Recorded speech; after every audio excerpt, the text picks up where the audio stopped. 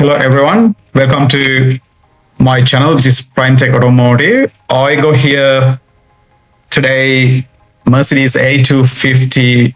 I'm going to perform a thermostat replacement because this car was overheating and engine light was on. As you saw, that was the fault code, which is the engine coolant temperature below threshold. Okay, it's a bit of work need to be done on this. Unfortunately, thermostat is located under the inlet manifold. So not like some other cars or some other Japanese cars where we see always very easy access on the thermostat, but especially it comes to Mercedes, BMW, Audi, some kind of other European cars, they're all located on a not easy accessing places, but it is what it is. So we need to do the job. So as you saw, I needed to remove all the airbox battery on the area to access to the manifold. That's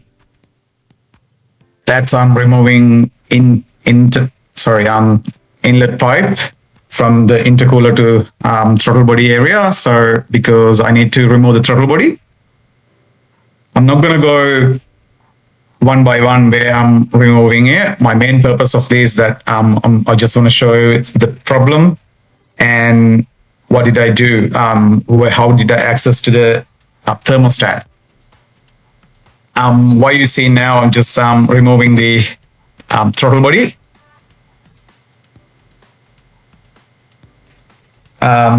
So yes, talking about the thermostat. This thermostat issue is very common in these models.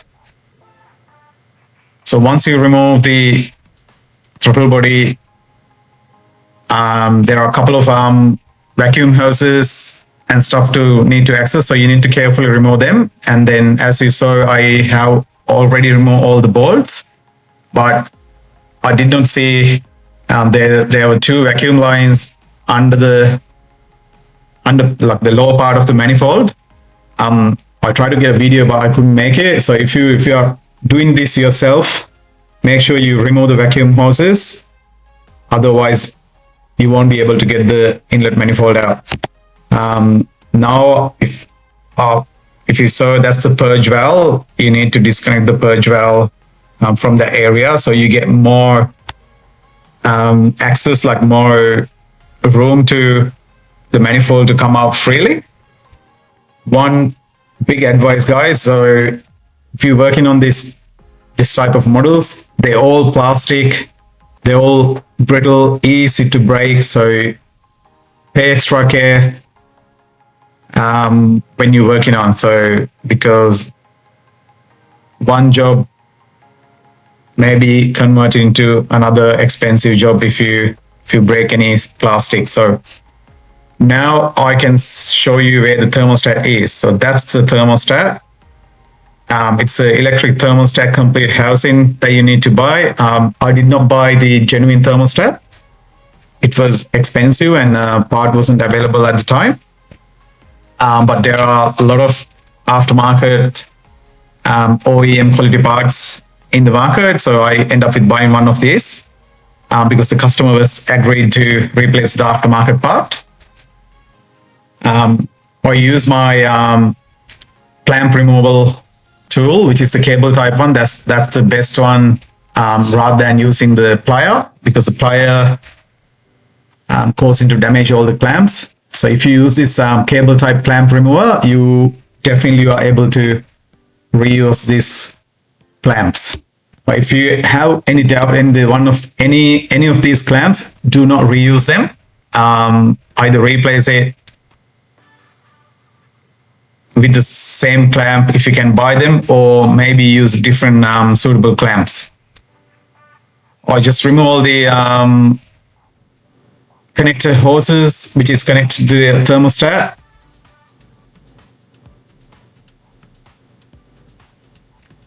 Of course, I had a under tray under the car to collect all the coolants.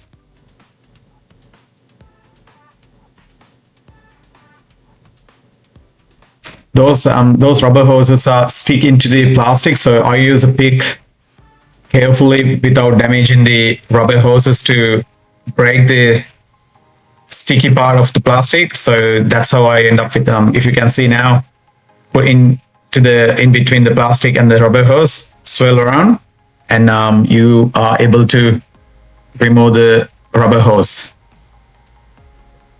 Once you disconnect all the rubber hoses, the coolant hoses into the thermostat, now you can remove the holding bolts. As you can see now, I took the thermostat off. That's where the leak.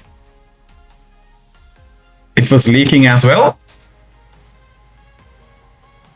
And I inspected thermostat, and what I saw is a part, the actual valve, internal valve was broken and stuck on one side. So I couldn't get that onto the video to show what was the reason. But what was happened was the actual internal valve was broken on one side and stuck, jam into one side. That's why the engine light comes on and the engine was overheated. As you can see, I already installed the thermostat housing, and now I'm just tighten the manifolds. So from now on, like, I'm not going to go through anything like each part and part. If you follow the video to the end, you will see all the removed parts installing back into the procedure, like the procedure. So any gaskets, any rubber seals, they are single use. You need to replace them when you do this job. Manifold gasket, thermostat gasket and stuff, but I have done a couple of jobs. Some jobs I could not get the parts and I reused the gaskets. I never had issues.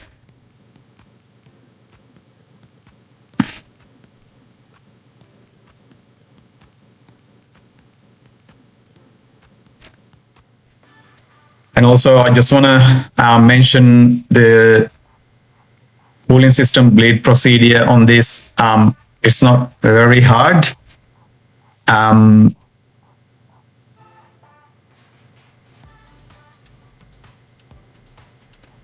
So once you install everything, like you fill the coolant into the tank,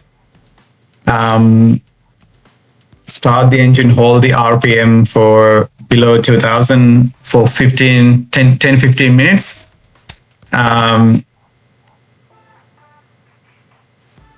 And then check the fans, the radiator fans, whether they are turning on. Once it turned on, that means the thermostat is opened and circulate all the coolant.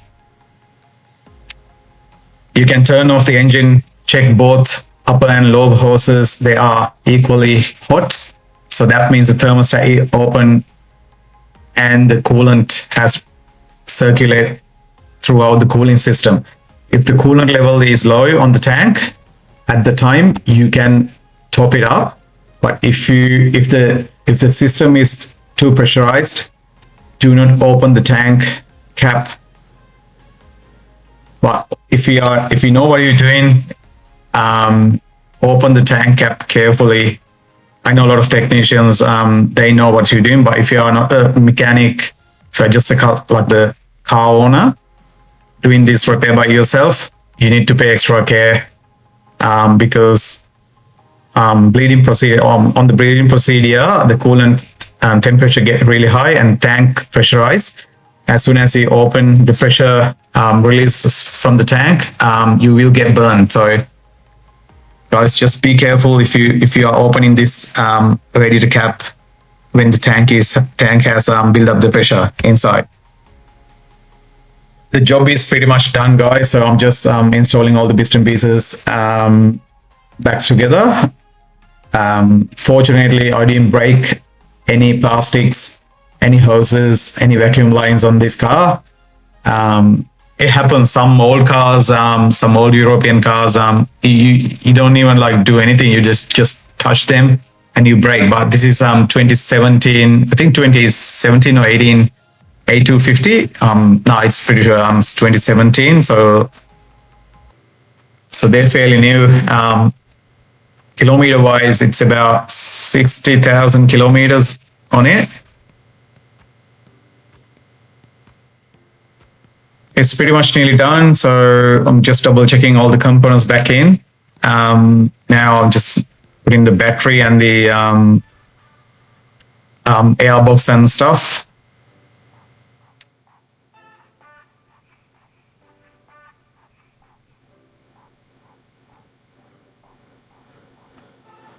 As I explained, after the installation, I did the coolant bleed procedure and the erased stored fault codes.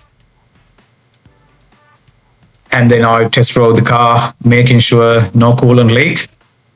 And also, once the cooling system cools down, I use my pressure tester, cooling system pressure tester, and pressure test this cooling system to make sure there is no leak, and confirmed all okay. That's it pretty much, guys. The job is pretty much done. Now, if you can see, I'm just clearing the fault codes and the engine is about to start. Hope this video helps. If you're doing yourself, as I say, extra care. We are not responsible for any damages and property damages that when you do yourself, if you go, okay, this is just a guidance. I just want to show how I did the job. Hope this helps. Please don't forget to like and share my videos. Subscribe to my channel. That's big help. Comment if you have any ideas, any questions. I'm more than happy to drop a comment and reply whenever I got a time. Thanks for watching again.